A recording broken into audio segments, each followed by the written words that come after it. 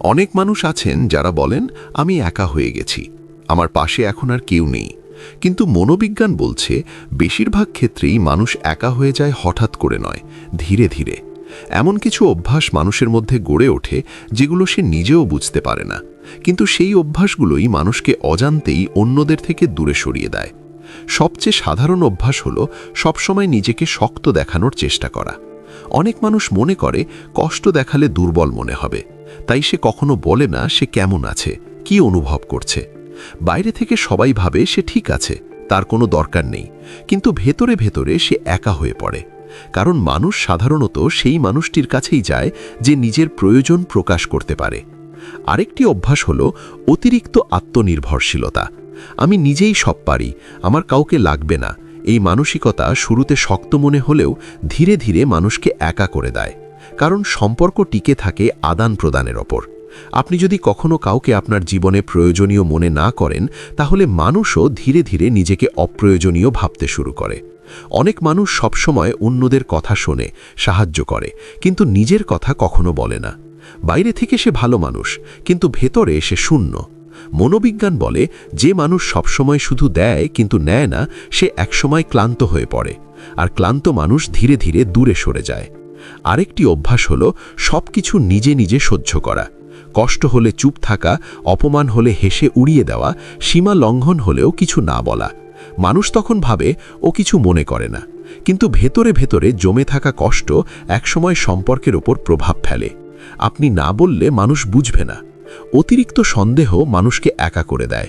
সব মানুষের কথায় লুকানো উদ্দেশ্য খোঁজা, বিশ্বাস করতে ভয় পাওয়া, এই অভ্যাস ধীরে ধীরে মানুষকে বিচ্ছিন্ন করে দেয়। মনোবিজ্ঞান বলে মানুষ সম্পর্ক চায় নিরাপত্তার জন্য, তদন্তের জন্য নয়। আরেকটি গুরুত্বপূর্ণ অভ্যাস হলো সবকিছুকে হালকাভাবে নেওয়া কিন্তু কাউকে গুরুত্ব না দেওয়া। আপনি হয়তো হাসি খুশি মজা করেন, কিন্তু গভীর কথা এড়িয়ে যান, ফলে মানুষ বুঝতে পারে না আপনার সাথে কতটা গভীর হওয়া যায়। সম্পর্ক শুধু হাসিতে নয়, গভীরতায় তৈরি হয়। অনেক মানুষ অতিরিক্ত আত্মসমালোচনায় ভোগে।